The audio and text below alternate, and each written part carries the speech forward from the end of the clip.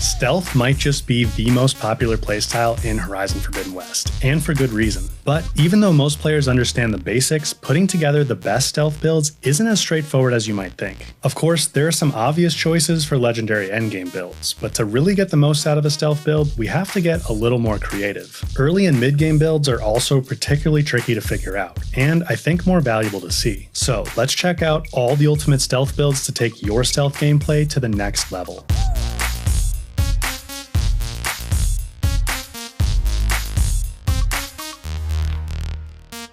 The basis for any build is, of course, skills, and we have 9 different stealth ones to balance, plus a few others to consider leveraging as well. If you want to deep dive on those, I'll link my stealth masterclass video in the pinned comment below. But the most important skill to max out is definitely low profile. Other high priority ones include Silent Strike Plus, Stealth Ranged Plus, and Stealth Tear Plus. The obvious endgame outfit choice is, of course, the Utaru Winterweave for Seyland Thornmarsh. Between its 6 built-in skill perks and 2 default weaves, the Winterweave lets us max out 8 of the 9 stealth skills. The only one we're missing is Stealth Tear Plus, which isn't a big deal since you'll have plenty of high tear weapons in the endgame anyway. So starting with the Winterweave is a solid choice. However, I would consider the true ultimate stealth build to actually be a stealth low health hybrid. I broke down how the super strong low health build works in another video, and I'll link that below in case you want to check it out. But the main low health skill we want to leverage is low health ranged, which at max level 4 boosts damage by a massive 80% when we're below 50% health. Now, we could slap the low health ranged weave from the Nora Valiant on the Winterweave to get this benefit, in which case I would swap it with the default Silent Strike Gain weave. But the problem is the Winterweave has a built-in Silent Strike heal perk. This causes us to heal anytime we use Silent Strikes, deactivating our low health ranged boost. So this might seem a little strange, but we're actually going to use the purple Nora Tracker outfit also found in Thornmarsh. Its set of skill perks includes low profile, Silent Strike Plus, and Quiet Spear, which are all important for a well-rounded stealth build. Quiet movement is nice to have too, but just know that you can get totally silent movement by crouch walking anytime. For weaves, we'll use the low health ranged weave from the Nora Valiant and Stealth Ranged Plus from the Winterweave to max those skills out. So we're getting an 80% damage boost from low health ranged and a 40% damage boost from Stealth Ranged Plus. To leverage those boosts, we're definitely going to want a Sharp Shot Bow for high impact damage. For maximum damage, Ear of Downfall is the clear choice with its elite precision arrows and excellent set of perks. However, I would argue the Gravesinger's Lament from the Burning Shores DLC is a more balanced choice. Those elite arrows on Earhivs are expensive, and they're honestly overkill even on Ultra Hard. The Gravesinger has the strongest advanced precision arrows in the game, and they're not too far behind Earhivs Elite. Plus, the Gravesinger has strike-through precision arrows, which are excellent against armored human enemies. The multiple enemy damage perk is difficult to utilize, but stealth damage, overdraw damage, instant brittle, and draw speed are all solid. For coils, I'm going to leave a link below for my video on the best ways to coil every weapon. This video will get super long if I go into coil recommendations for everything, and I already have comprehensive recommendations in that video. I'll also link a site where you can find locations for all the gear we're talking about. But as we go through the weapons here, I will show you them with my recommended coils. Like the full set of 25% stealth I have here on the Gravesinger, and I'll discuss specific coil sets that need a bit of explanation. Oh, and if you're wondering how I got so many copies of all these coils, I'll link my video for that down below as well. Now, if you haven't gotten to the Burning Shores DLC or done New Game Plus yet, you might be tempted to go with the Forgefall, but the Delta actually has higher base impact damage and those strike-through precision arrows like the Gravesinger. True, it only has 3 coil slots, but I still think it's a better option than the Forgefall. It also has inexpensive regular precision arrows, a stealth damage perk, and as of patch 1.26, still has its hidden draw speed perk. So if you're on your first playthrough before Burning Shores, skip the Forgefall and use the Delta until you can get the Gravesinger. Regardless of which Sharp Shot Bow you choose, to get an additional 30% damage boost, we'll use Focus Shot as our weapon technique. You could use Double Notch for a 40% boost, but it's very difficult to land both arrows on a component or weak point. Focus Shot is much more consistent. To push damage even higher, we're also definitely going to want a Frost weapon to get up to a 2x impact damage multiplier from the Brittle State. The Sun Scourge is always a good option with its extremely powerful advanced frost arrows, but it's easy to run out of the required volatile sludge quickly. So a good alternative is the Skyhammer Blast Sling from the Burning Shores. The bombs are much cheaper to craft, and with Elite Frost Coils providing an instant freeze chance, even the elemental pools on the ground can instantly frost enemies with a bit of patience. However, I'm going to go with a more unconventional option here and load up the Deathseeker with 3% instant Brittle Chance coils. This gives us a 15% chance to instantly freeze enemies with super cheap hunter arrows. So we basically just spam them until we get the brittle state. Plus, it lets us freeze enemies regardless of their resistance to it. You can also do this on a warrior bow, which is actually my preferred method for faster firing, but I think the extra range from a hunter bow is better for a stealth build. And we're using the Deathseeker specifically because it also gives us access to shock arrows, either for applying the state directly or by triggering canisters. To tear off weapons and components super easily, we're going to use the Tears of the Land God Hunter Bow from New Game Plus. The concentration, component tear, overdraw, and draw speed perks are always useful, and long range can come in handy too. If you find yourself often closer to enemies or transitioning from stealth to melee, then the Emperor's Reign is also a great option. Whichever one you choose, Triple Notch is our preferred weapon technique for advanced hunter arrows. Remember, you can actually preload arrows with Triple Notch, switch to another weapon and use it, and then switch back to that ammo you preloaded and it will still be triple notched. You just can't switch to another ammo on the same bow. Also keep in mind, since we have 2 hunter bows in our build, we can actually preload 3 arrows on both to disable multiple components quickly, like both Thunderjaw disc launchers. Continuing on with our build, the last 3 weapon slots are more preference based, but I think most stealth players would certainly enjoy having a Ropecaster in their loadout, and the Tie That Binds from the Burning Shores is by far the strongest option. Ropecasters are incredibly useful for immobilizing machines, which is super helpful when dealing with groups of enemies in particular. If you haven't arrived in the Burning Shores yet, then the Elite Ropecaster from Thornmarsh is very strong as well. I'll link my Ropecaster Masterclass video below if you want to learn how to use them most effectively. For weapons 5 and 6, we have a few different options. You could grab another Sharpshot bow like Iriv's or the Forgefall and coil it for tear. A spike thrower like the Last Argument or Vindicator will give access to some powerful spike traps as well as drill spikes for triggering knockdowns. Although Aloy standing up to throw makes spike throwers tough to use from stealth. My top recommendation would actually be an Elemental Blast Sling, but not for the reason you would think. See, you can use bombs as a sort of long-range rock to attract enemy attention and bunch them up. It doesn't work very well on machines, but it does work well on humans. If you didn't already go with the Skyhammer earlier, then we could slot that in here. I'd primarily use the fire bombs on human enemies, but this also gives you another frost option for machines. Legacy's Reach is also a good option, as acid is pretty strong against human enemies, dealing damage over time and causing their armor to eventually fall off. Not to mention, you'll get access to the strongest explosive bombs in the game. Not exactly a stealthy option, and advanced bombs are pretty expensive, but there's no denying they're strong. In the final slot, we'll go with the Karja's Bane Warrior Bow, coiled with elite crit coils to maximize damage. This one isn't for stealth at all, but when we inevitably have to fight in the open, having a warrior bow for raw damage with super cheap ammo is really handy. You will want to know how to fire them fast with the spread shot weapon technique though, so I'll link my warrior bow masterclass video below where I break down exactly how to do that. So my ultimate stealth build consists of the Nora Tracker with the Stealth Range Plus and low health ranged weaves. On the weapon wheel, we have the Gravesinger's Lament Sharpshot Bow for high damage snipe shots, the Deathseeker Hunter Bow with those instant frost coils, the Tears of the Land God for tearing off components, the Tie That Binds Ropecaster to easily immobilize machines, the Skyhammer to lure enemies and as another frost option, and the Karja's Bane for cheap and fast damage. Remember, to get the most out of this build, you'll want to remain below 50% health to trigger the 80% damage boost from low health ranged. Getting yourself down to a low health state can be a bit tricky though, since the typical method, damaging yourself with a Blast Sling bomb, isn't exactly stealthy. So instead, we'll use the Defy Death Valor Surge from the Burning Shores. This gives us a more elegant and, more importantly, a quiet way to enter the low health state. Plus, it gives us another 50% damage boost. Another Stealth Valor Surge option, and probably the most popular one, is Stealth Stalker. Being virtually invisible is super cool, and it's a lot of fun using this one to clear rebel camps in particular. However, just be aware that you can't actually get critical hits on non-alerted enemies while Stealth Stalker is active, which means your first shot or two can't crit. Once the enemy is alerted, you can hit crits again, but not while they're unaware or suspicious. This might seem like an obscure point, but a full set of crit chance coils on a Sharpshot bow is super strong, so it's actually fairly significant that Stealth Stalker nerfs crits like this. And it's why I recommend coiling your Sharpshot bow with stealth coils if you're going to use Stealth Stalker a lot. Other good Valor Surge options include Power Shots, Chain Burst, and Ranged Master,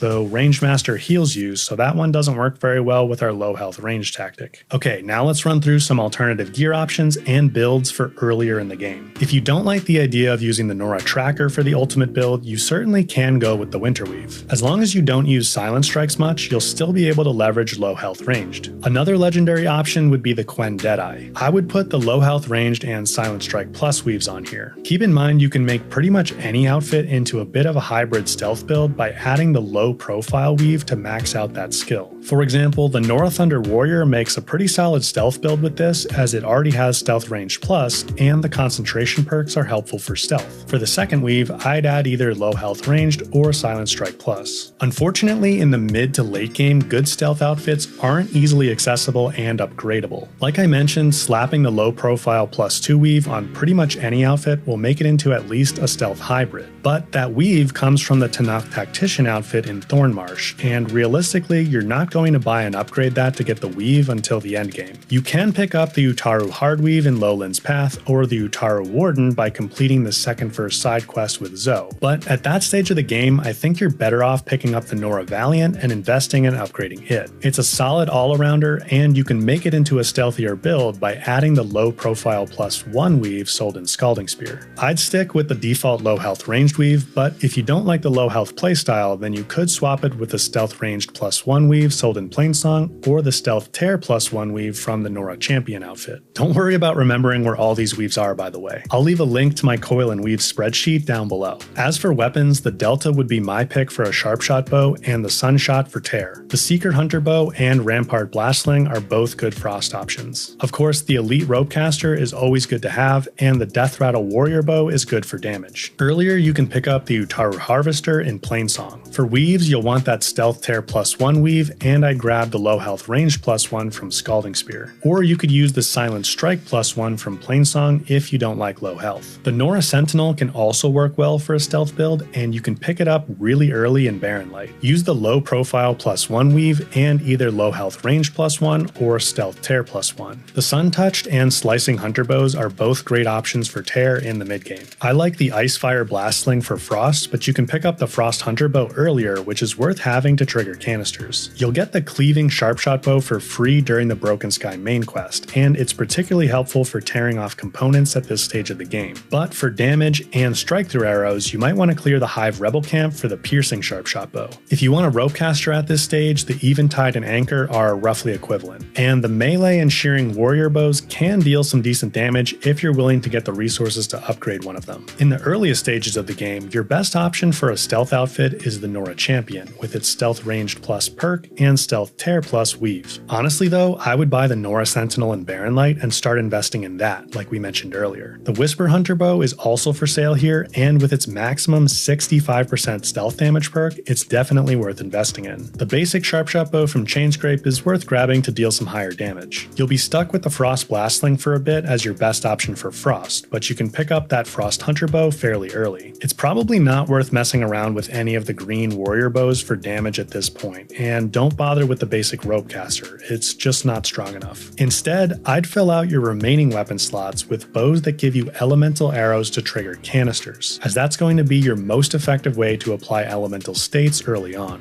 If you guys found these build breakdowns helpful, leaving a like would be awesome. And if you want to dive deeper on stealth mechanics to truly master the playstyle, then you're going to want to check out my Stealth Masterclass right here. I've also got all those other videos I mentioned linked below. As always, thanks for watching, and I'll catch you in the next one.